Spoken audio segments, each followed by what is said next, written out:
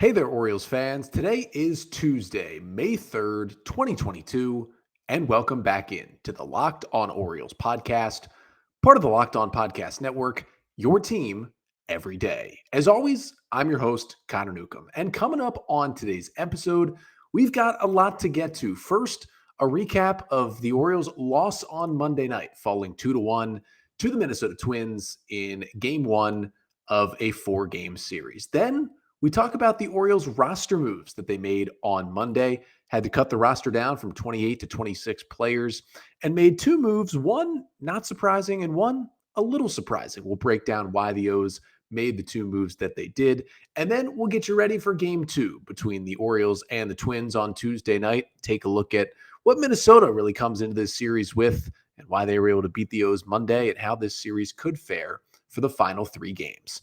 But that's all coming up on this episode of the Locked On Orioles podcast. You are Locked On Orioles, your daily Baltimore Orioles podcast. Part of the Locked On Podcast Network, your team every day.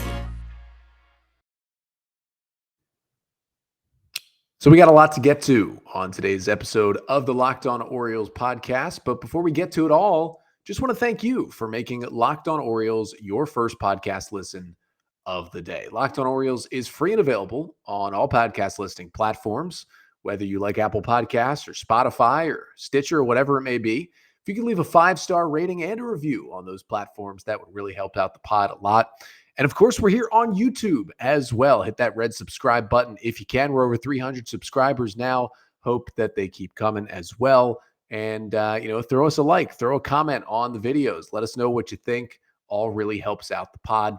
So again, just wanted to thank you for making Locked On Orioles your first podcast listen of the day. And for your first listen today, let's start with the Orioles and the Twins. Game 1 of a 4-game series at Camden Yards on Monday night. And the Orioles fall in a tight one, a pitcher's duel, as the Twins get them 2-1 in Game 1 on Monday night.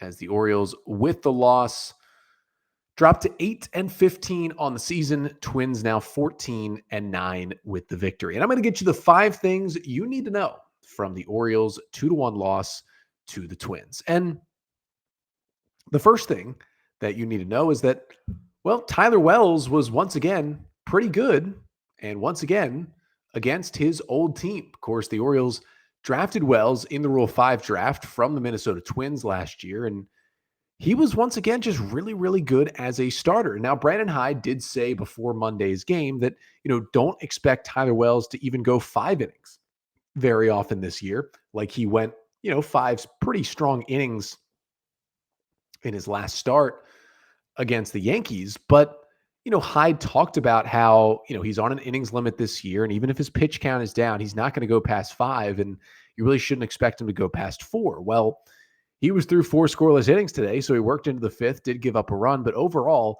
5 really strong innings from Tyler Wells. He allows just 1 run on 4 hits. He strikes out 4, didn't walk anybody.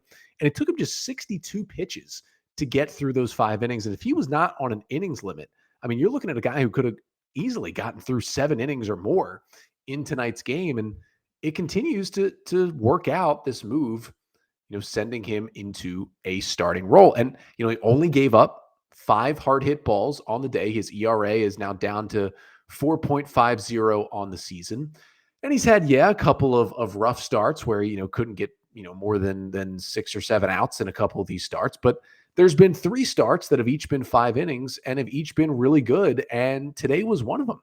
How about 9 whiffs on 62 pitches for Tyler Wells? That is a pretty good number on what he was throwing. And, he kind of mixed up the whiffs. He got 3 on the slider. That was the most, but he had, 3 on the fastball and he had a couple on the curveball. He was really mixing up his stuff. And now the issue for Wells tonight is, once again, the 4-seam fastball was his worst pitch. And this has kind of been a trend for a lot of Orioles starters this year, even though they've been so great and, Wells contributing to the O's continuing to have the best home ERA for their starting pitchers of any team in baseball. The fastball is just not their friend. He threw 19 four-seamers. He also threw 4 sinkers per StatCast, so 23 fastballs in all. And, he got 3 whiffs combined, but he only got 2 called strikes. They weren't really in the strike zone that much. The velo was at 93.5, maxed out at 94.7, so right around his average on the year. He was obviously throwing harder last year in those one-inning stints out of the bullpen, and you expect the velo to go down a little bit when he knows he's trying to pitch 4 or 5 innings at a time instead of that 1-inning max effort on the year. But despite the fastball being down, I mean, every other pitch seemed to be his friend. The curveball looked good. He was able to drop it in there for strikes. It was his second most used pitch. He threw 15 of them. He threw 13 changeups. That pitch was really good. He was dropping that thing in the strike zone all over the place, had 4 called strikes with that. And then I mentioned the slider. He only threw 11 of them, but 3 of them were whiffs. 3 of them were called strikes. One of his best days on the slider this year. And then, of course, he threw in those 4 sinkers per StatCast as well. But in terms of Tyler Wells, I mean, the breaking stuff looked really good. It hasn't taken a step back, even though he's gone into a starter role. And yes, the fastball velo is a little bit down, but not crazy down. And it's what you expected. And just another good start from Tyler Wells. And yeah, he got through the 3 1/3 perfect, and he got out of the jam after the 2 hits in the 4th, and he gave up the run in the 5th. But overall, I thought the stuff looked really good. I thought he was confident out there, and even though he didn't have his best fastball, I thought he had some of his best off-speed pitches he's thrown of his whole career in the major leagues, and turned in just a really, really good start for the Orioles. Second thing you need to know from this one is that, overall, it was another pretty solid day for the Oriole bullpen. And yes, Brian Baker did give up what ended up being the winning run in the 6th on, of course, a Carlos Correa RBI single that gave Minnesota a 2-1 lead in the top of the 6th inning. Baker only recorded 1 out and gave up 2 hits and a run. He didn't have his best stuff, but Cionel Perez came in through a scoreless inning with a walk and a strikeout. He still has a 0 ERA on the season. Felix Bautista, an inning and 2/3 scoreless with 2 strikeouts, no walks, and just 1 hit. That's good to see after his command has been a little shaky lately. He throws 24 pitches and, strikes out 2 and again, didn't walk anybody. Bautista did get hit hard a couple of times in this game, actually allowed 3 hard hit balls. But, overall, I thought the stuff was pretty good from Bautista. And again, he maxed out the fastball at 99.7. The average fastball velocity was up. The splitter looked good. He got a couple of whiffs on that pitch. So again, and then how about a really big bounce back outing for Paul Fry, who threw a 1-2-3 top of the 9th with a strikeout through just 12 pitches and, kept the game at 2-1 at the top of the 9th inning. That was a much needed outing for Paul Fry, who lowered his ERA to 9.00 with the 1-2-3 inning. So props again to the Oriole bullpen. But the third thing you need to know from this one is that the Oriole offense, no matter how many balls they hit hard, just could not come through in this one. Orioles just 1 run on 4 hits in the game. And obviously that is the big reason why they lost. And, they get the run in the 5th inning to tie the game. And that was it. I mean, the 4 hits were scattered, as a single from Mullins, a single from Santander, a single from Nevin, and a triple from Odor. But other than that, I mean, they walked twice in the game.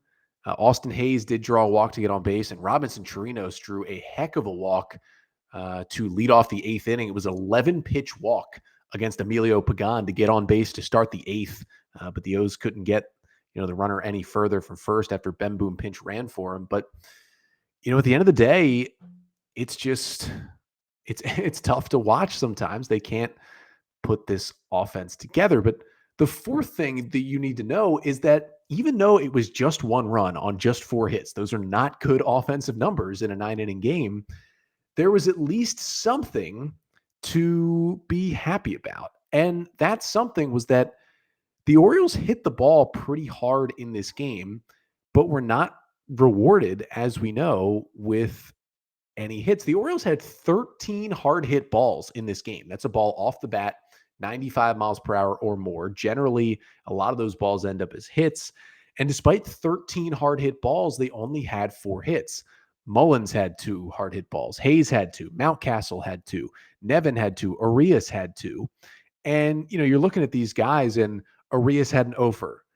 Hayes had an offer. Mountcastle had an offer, and they all hit the ball hard twice. Then you add in Santander, who had a hard hit ball. Odor had a hard hit ball. And Jorge Mateo, despite an 0-for-3, had a hard hit ball. It was a really nice play made by Carlos Correa to rob him of a hit in the 8th inning after that Chirinos long walk. It could have been first and second, nobody out for the Orioles on that Mateo hard hit ball. But, the offense has been a little better lately, and obviously they score the 9 runs on Sunday. So things are picking up a bit, I guess.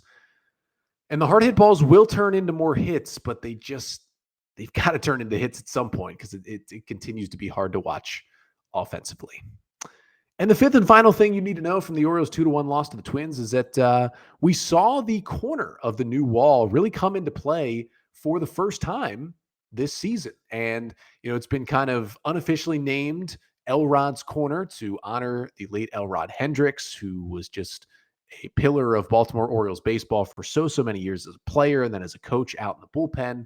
And it's kind of been named Elrod's Corner now. Good story in the Baltimore Sun by Andy Koska, who wrote about, kind of the unofficial naming of Elrod's Corner. And Elrod's Corner came into play really for the first time this season on Monday night. Rougned Odor led off the 5th inning with the Orioles trailing 1-0 with Twin starter Chris Paddock still in the game. And Odor shoots a ball, hits it pretty hard out to left center field. It was kind of tailing towards that wall. And the ball basically kind of almost hit off the corner there. And Twins left fielder Nick Gordon went sliding for the ball and did really ram into that kind of 90-degree angle. Now, luckily for Gordon, he was not injured. He stayed in the game and finished it out in left field and in the lineup for the Twins. But that was really the first time we saw it come into play. And that ball last year is maybe caught, but probably a double. But it turned into a triple for Odor because of the wall. And it really led to the Orioles' only run because the next batter up was Ramon Arias. He had a fly ball to the track in right center field. And of course, it ended up being a sac fly that scored Odor and tied the game at 1 in the bottom of the 5th. That was the Orioles' only run. And, if Odor's only on second, maybe that fly ball gets him to third, but maybe the O's don't, in general, get that run home and maybe they're shut out. And so, it was interesting to see it kind of come into play for the first time this year. And, we'll keep an eye on how it plays out for the rest of the season and going forward, which has now been named Elrod's Corner. Big fan of the naming there out in the new left center field at Camden Yards. But despite the help from Elrod's Corner, that was the only run the Orioles scored, and they fall 2-1 to the Minnesota Twins, dropping game 1 of a 4-game set. But the Orioles also made some roster moves before that loss to the Twins, as Monday was the deadline to cut rosters down across Major League Baseball from 28 to 26 players. And coming up right after this, we will talk about why the Orioles ended up sending Ryan McKenna down and DFA'ing Kelvin Gutierrez. And while they may not have been the right move in many of our opinions, including myself, I'll give you kind of the rationale for why they made the 2 moves that they did. But first, let's talk about LinkedIn, because with spring in the air, it's a time of renewal and growth, personally and professionally.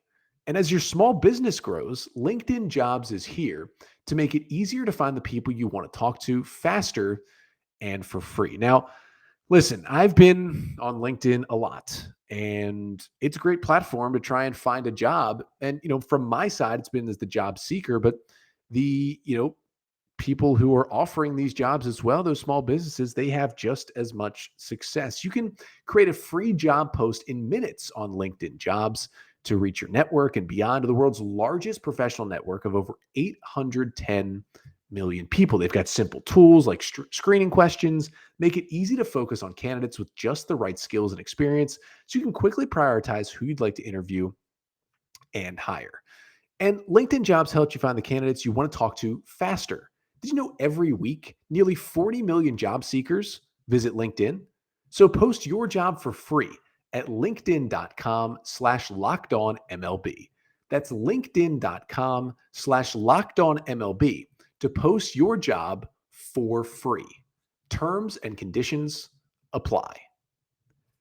And today's episode of the Locked On Orioles podcast is also brought to you by betonline.net, because we've got the NHL playoffs, which started last night. The Washington Capitals, my hockey team, starts their series with the Florida Panthers tonight. We've also got the NBA playoffs. They are into the second round in the NBA as well. And of course, the Major League Baseball season is already about a month in. And if you like to wager on some sports like this, you can head over to betonline.net for all your sports gambling needs, whether it's you're looking for lines, whether you're looking for, maybe news on the teams you're betting on, maybe you're looking for injury news, maybe you're just looking for podcasts like this to listen to be more informed about the teams that you're taking a look at. Or, maybe you just want to head over and place a bet, or maybe you want to head over and play some games. You can play your favorite Vegas casino games from the comfort of your couch on betonline.net.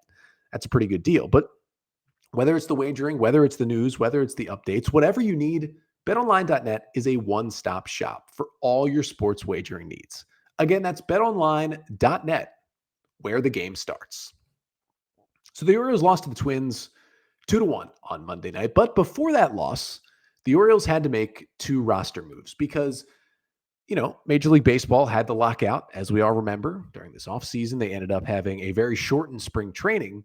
So because of that, to try and alleviate some of the pressure, especially on pitchers, MLB said you could carry 28 players instead of the usual 26 for the first month of the season, with the cutoff date being May 2nd for when you needed to cut it back down to the usual 26. And so that date came on Monday, and the Orioles had some decisions to make. And now, in terms of pure performance, it seemed like there were two pretty easy candidates to lose their spots in Chris Owings, who was 2 for 18 with 12 strikeouts on the year, and Travis Lakins, who had just given up 4 runs in the Sunday game and gotten blown up every time he's pitched out of the Oriole bullpen so far.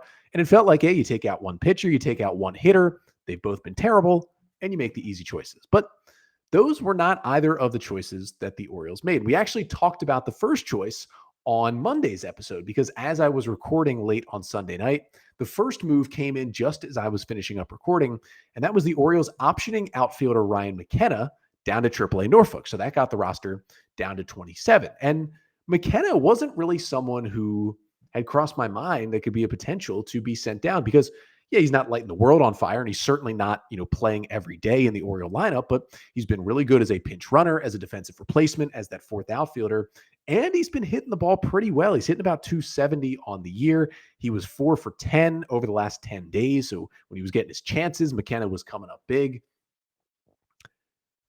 But, he had options, and that's valuable, and he was one of the few Orioles who were kind of on this roster bubble who had options remaining.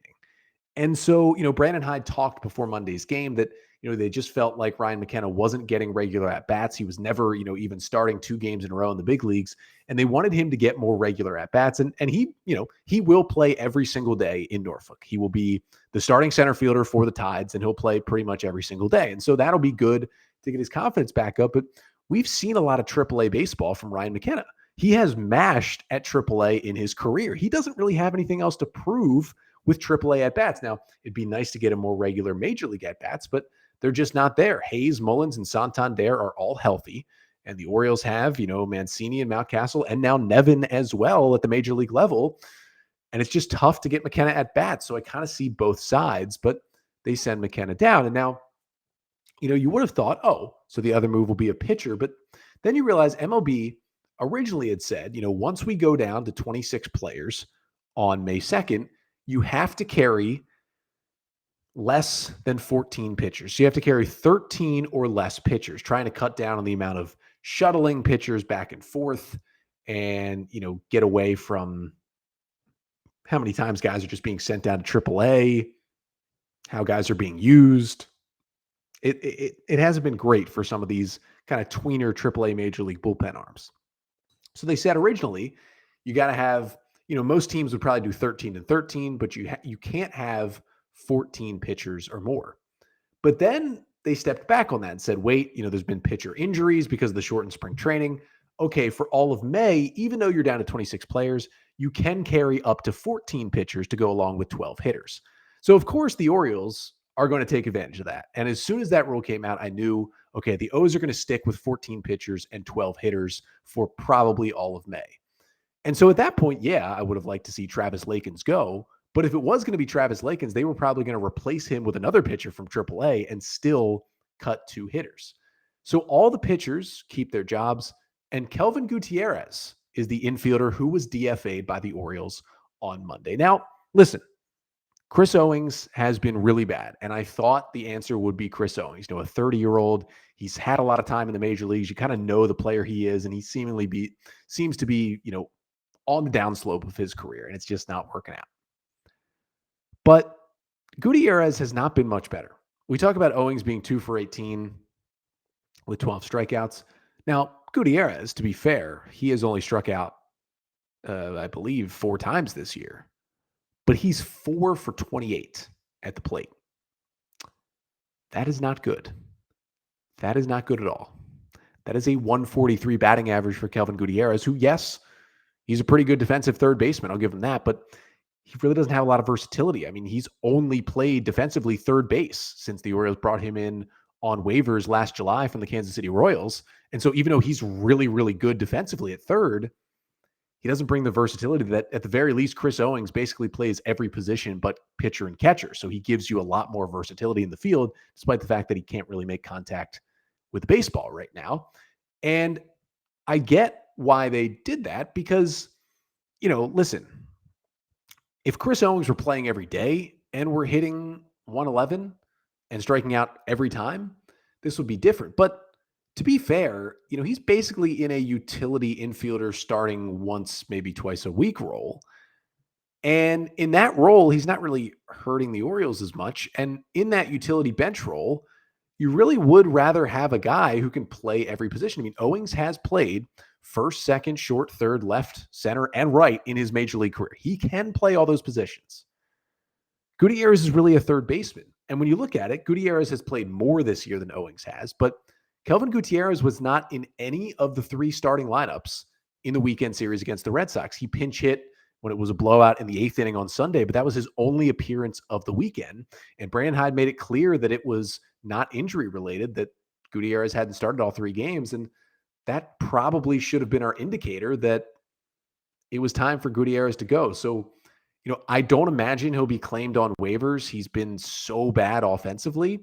And so we'll see if he ends up, back down in Triple-A Norfolk, or if he, just decides to not accept that assignment and become a free agent, maybe try to stick on with another organization. But there's definitely a good chance he just is cleared off the 40-man roster and is playing baseball in Triple-A Norfolk for the Orioles and stays in the organization. But again, I was banging the drum on Chris Owings, but I get the Gutierrez move. Again, if Owings is going to be your utility guy, I get it. He can play every position, and Gutierrez just kind of can't. He's a third baseman, and that's about it. I mean, we've seen him a little first base, but the Orioles have plenty of guys who can play first base. And speaking of that, the other reason to go with Gutierrez and McKenna as well is that, Tyler Nevin got called up, and, he's got a couple of hits already. Swing looks pretty good. And the Orioles basically want to be able to play Nevin every single day. They want to give him a really good look. And the position he plays, first base, third base, and corner outfield. And it's going to be tough for him, especially hopefully when Trey Mancini comes back. Now, Trey has been out of the lineup the last 3 days after bruising his ribs, making that catch up against the wall in right field on Friday. But once he returns, it's going to be tough to play first because either Mountcastle or Mancini are there every day and the other one's DHing. But Nevin plays third and he plays left and right. So with Gutierrez out, there's much more space for Nevin to start at third base. And with McKenna out, Nevin is now your fill-in outfielder when either Hayes or Mullins or Santander gets a day off. And of course, you can always DH Nevin as well. And he can play left and right field. And, he's not a great outfielder, but he can do a solid job up there. And, he played the outfield when he came up with the Orioles at the end of the 2021 season. So I kind of get the moves. I get the McKenna move, maybe not as much, but I do get the Gutierrez move. Listen, he's been terrible. I mean, 4 for 28 was terrible. And yes, he had a really good September down the stretch with the O's last year, but in general, his whole career has been just not a good offensive player. And so I get it. And listen, there's also the argument of why couldn't you get rid of Owings and Gutierrez and, bring up a different infielder like a Jahmai Jones or Rylan Bannon? Well, I'm mostly behind that, but there's always the argument that Would you really want to bring up Jahmai Jones or Rylan Bannon to be in Owings' current role, which is you start once a week, maybe twice at most? You're coming in as maybe a defensive replacement. Or would you rather Jones and Bannon get those regular at-bats at Triple-A? I'm not really sure where I fall in, but an interesting part of this is that, Jahmai Jones has been kind of cold recently, and Rylan Bannon is currently on an 0 for 26 stretch after a red-hot start to the season in Triple-A for Bannon. He has been ice cold, so probably not the time to bring Bannon to the big leagues, and that probably tied the Orioles' hands a little bit as well. And then in terms of the Lakins thing, you could also make the argument, all right, you want to keep 14 pitchers. That's totally fine. But why can't you also get rid of Lakins and bring up a different pitcher from AAA? And that's a pretty good argument too. But the pushback to that is, you look at the Orioles team right now, they basically have two long men on the roster right now. And this is because of the injuries that they have suffered. Of course, the John Means injury has pushed other guys into the rotation. Chris Ellis comes up in Means' spot. Now he's on the injured list with the shoulder injury. Alex Wells comes up in that spot. Alexander Wells is now on the injured list. He's missing 8 to 12 weeks with a UCL strain. And, you look at all these pitching injuries that the Orioles have now suffered. And, Dean Kramer is still on the injured list with that oblique injury, although he's throwing more and should be back somewhat soon for the O's to help them out in this spot. But in terms of long men, it's Keegan Aiken and it's Travis Lakins, who they've kind of turned into a longer reliever. And Aiken, will piggyback guys, but you need that kind of more mop-up role. And not that Mike Baumann was in the mop-up role, but he was in somewhat of that role. And the Orioles optioned Baumann down to Triple-A Norfolk on Friday to make room for Kyle Bradish to come up and make his debut.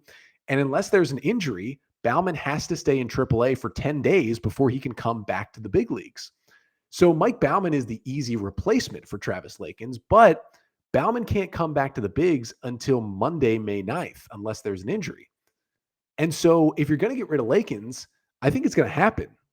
But what's probably going to happen is he'll get thrown out there in one or two more mop-up scenarios over the next week.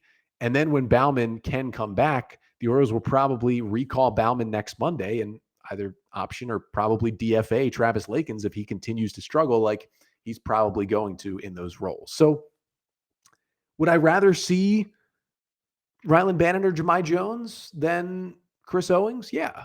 Would I rather see, a Cole Uvala or Nick Vespi, guys who are really throwing well in AAA than a Travis Lakins? Yeah.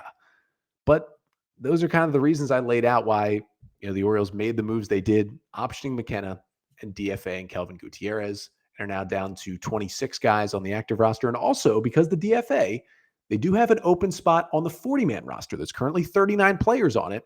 And there were a lot of guys who were DFA'd by teams on Monday to cut those rosters down from 28 to 26. So it'd be interesting to see if Mike Elias maybe makes a waiver claim on one of those guys with the open 40-man spot. I kind of expect him to do that. It'll just be interesting to see who takes up that spot. But the Orioles are now down to 26 players as they played with against the Twins on Monday night, and they'll play the Twins again Tuesday night. And we'll get a quick preview of that game coming up in just a second. But first, let's talk about rockauto.com. Because if you're like me and you drive a car that you like, but you know absolutely nothing about it, rockauto.com comes in to really, really help you out. Because if I need a part for my car and I go into a chain store or a car dealership, they might try to big time me. Sometimes they do. And they make it clear that they know more about cars than you and kind of make you feel bad for not knowing that much about your car. But at rockauto.com, they make it super easy to find any part you need. They've been doing so for over 20 years, been serving do-it-yourselfers. And maybe I'm not a do-it-yourselfer, but I'm someone who doesn't want anyone to make me feel bad about not knowing much about my car. But I go to rockauto.com, I get the part I need, easy to navigate, and the best part, of course, they have fantastic prices. Some of the lowest prices you will find. You get a great price at rockauto.com every single time. So head to rockauto.com for all your needs for your car or your truck, and make sure you write Locked On Orioles in the How Did You Hear About Us box so they know that we sent you. Amazing selection, reliably low prices, all the parts your car will ever need. rockauto.com. So game 2 of a 4-game series between the Orioles and the Twins is coming up here on Tuesday night. Twins now 14-9, Orioles 8-15 after the Twins took the first one 2-1 on Monday. And going for the Twins is an exciting prospect who has been in the big leagues with them this year. 25-year-old right-hander Joe Ryan will make his 5th start of the year for Minnesota. He was actually traded from the Rays to the Twins last year at the deadline when the Rays acquired Nelson Cruz from Minnesota. And Ryan has been absolutely fantastic so far this year. In his 4 starts, he has a 1.17 ERA. He struck out 25 batters in 23 innings. His last time out against Detroit on April 27th, he was unbelievable. 7 scoreless innings, allowed just 1 hit, struck out 9 and walked 1, the best start of his career. Joe Ryan is rolling. He's got a big-time fastball, high velocity, high spin rate that he throws a lot, and he is an interesting pitcher to watch. But it's the Orioles ace going in this one as well. As Bruce Zimmerman heads back to the mound for the O's, the 27-year-old lefty makes his 5th start of the year. He's got a 0.93 ERA with 21 strikeouts in 19 1/3 innings of work this year. Now, of course, his last time out, he got 0 help from the Oriole defense on Thursday. 4 1/3 innings at Yankee Stadium. He allowed 4 runs, but none of them were earned on 5 hits. Struck out 5 and walked 1. Orioles defense just imploded, made 5 errors in that game that lost to the Yankees. And because of those errors, Bruce had to come out after, only going 4 1/3. And so hopefully he'll be able to get deeper into the game and get a little more help from his defensive unit on Tuesday night. And then we'll be back with you here tomorrow on Wednesday to recap all the action from Game 2 Tuesday night between the Orioles and the Twins. Talk a little Orioles minor leagues as some guys are back in action Tuesday, including Adley Rutschman, who, along with DL Hall, is up in Double-A Bowie this week. And we'll see Adley in the Bowie Bay Sox lineup tonight. We'll talk about how he did back at a much higher level of competition, going from high A to Double-A. We'll get you all the Orioles news and notes, and including if the O's do happen to make a waiver claim on somebody who was a roster cut from 28 down to 26 from another team in the big leagues. But that's all coming up on tomorrow's episode of the podcast. Until then, I'm Connor Newcomb, and this has been the Locked On Orioles podcast, part of the Locked On Podcast Network. Your team every day.